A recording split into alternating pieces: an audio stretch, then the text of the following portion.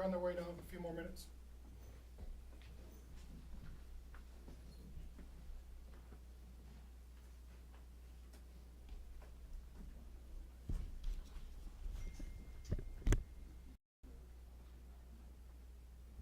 Reminders, let's make sure cell phones are on silent, please.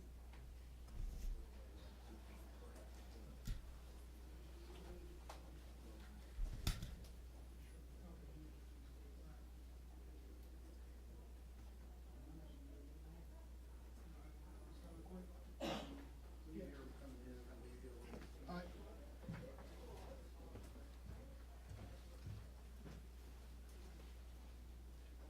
You count, Chris. Yes, sir. Surprise. Here we are.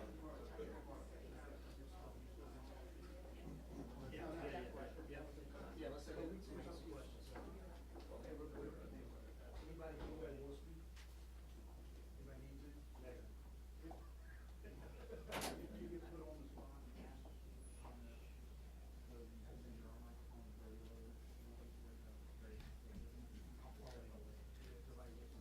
No.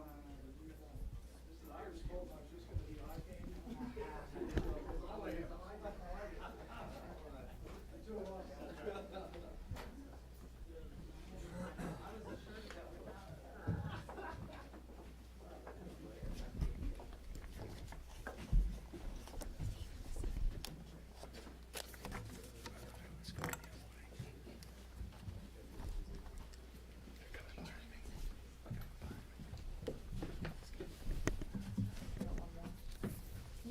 Sure.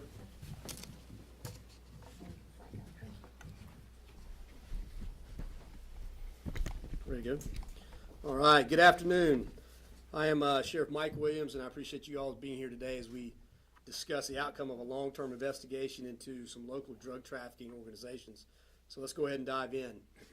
In April of 2021, last year, the Jacksonville Sheriff's Office Major Case Narcotics Unit began an investigation aimed at dismantling and disrupting a prolific illegal drug distribution ring right here in Jacksonville. From the intelligence we collected, our investigators identified three main sources of supply coming from Orlando, Florida. These individuals have been identified as Derek Morales, Omar Rodriguez, and Israel Garcia. These three individuals led very similar operations and were the main supply of cocaine for several trafficking organizations that were operating in Jacksonville. Morales, Rodriguez, and Garcia were responsible for the distribution of between 15 and 30 kilos of cocaine per week in our local area. These kilos were broken down and sold on the streets of Jacksonville by some of the individuals you see displayed on the boards here with us. To add some perspective to just how large this organization was, our investigators were able to determine that Morales, Rodriguez, and Garcia were obtaining vast shipments of cocaine from Puerto Rico, and that they had a network to move large quantities of this cocaine up the East Coast as far north as New York and as far west as Colorado. But the investigation did not stop there. Our investigators were able to identify and arrest the key suppliers in Puerto Rico: Luis Arcasio Ramos, Elian Ortiz, and Giancarlo Rodriguez Nieves. These individuals were responsible for trafficking hundreds of kilos of illegal drugs at a time. Also arrested in this operation was a drug trafficker by the name of Kevin Marquez. He was an active duty sergeant in the United States Army stationed in Fort Carson, Colorado. Marquez was buying kilos, having them shipped to Jacksonville, where they were distributed on the streets at his direction. All of these individuals named have been arrested, along with others displayed on the board here to my left. So our investigation lasted approximately 5 months and ended with the service of 17 separate search warrants, and they yielded the following results: 27 felony arrests with pending charges including trafficking in cocaine and conspiracy to traffic in cocaine, more than 50 kilos of cocaine with various quantities of crack, methamphetamine, and marijuana seized in these search warrants. Seizures also included about $800,000 in cash, 11 handguns, 11 rifles, some of these displayed here, 9 vehicles, 1 boat, and 1 jet ski.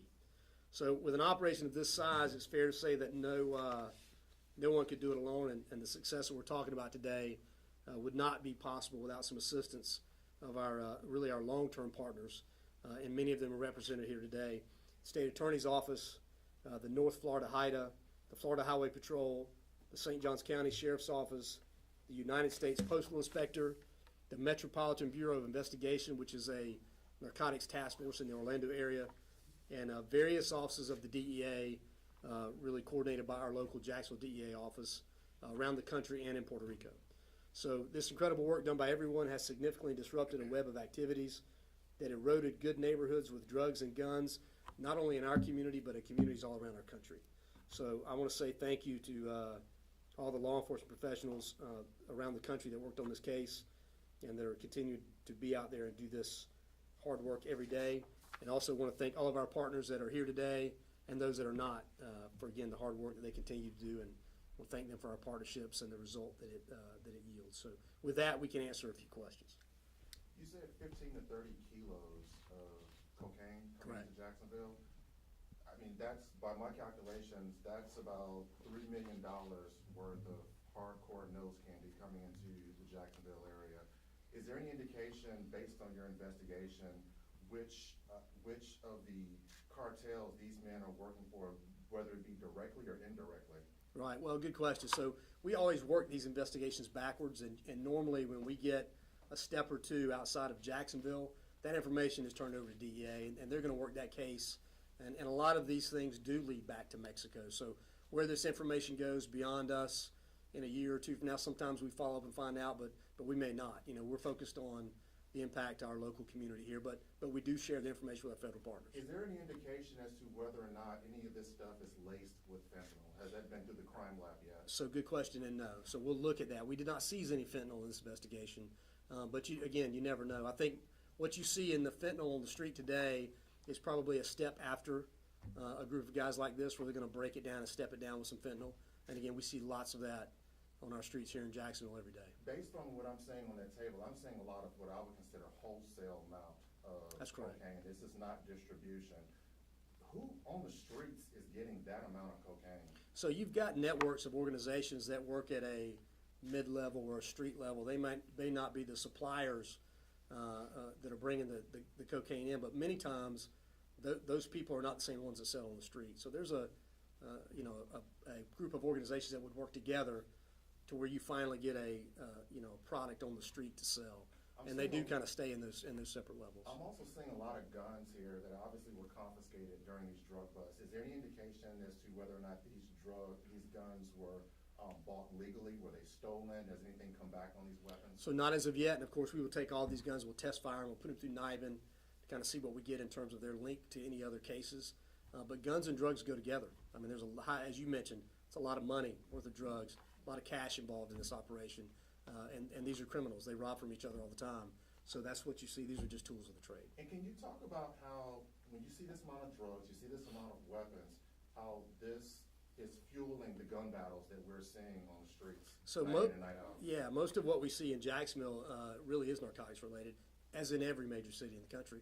So you've got people fighting over turf, people fighting over a drug robbery, other disputes, but most of that is really coming out of the drug trade, and which is why we continue to focus on it so heavily. Was all this taken from one location or were these various locations throughout the Various country? locations between Orlando and Jacksonville. And one other question too, is any of this related to the amount of marijuana seizures that are coming through Jacksonville International Airport? It is not. Separate deal altogether. Anybody else got any questions? What makes Jacksonville, I guess, kind of a hub for the trafficking of some of these drugs going, all the way up to the East Coast? So, Jacksonville can be a hub, and if you think about the modes of transportation, you have I-10 coming from the west, 95. So, we're centrally located for that. That's a topic that, between us and our state and federal partners, we focus on all the time. You don't want to become that hub. And so we obviously are working on that. Again, that's what cases like this are about. So, Would you say this is one of the largest narcotic operations that you can think of in recent years, this amount of guns and drugs that have? we were talking about that earlier. This may be one of the larger ones, but we have had, seizures of this size before. But this is again, with the volume of firearms, the volume of narcotics seized, this is a significant operation, no doubt about it. Thank you. All right, thank you.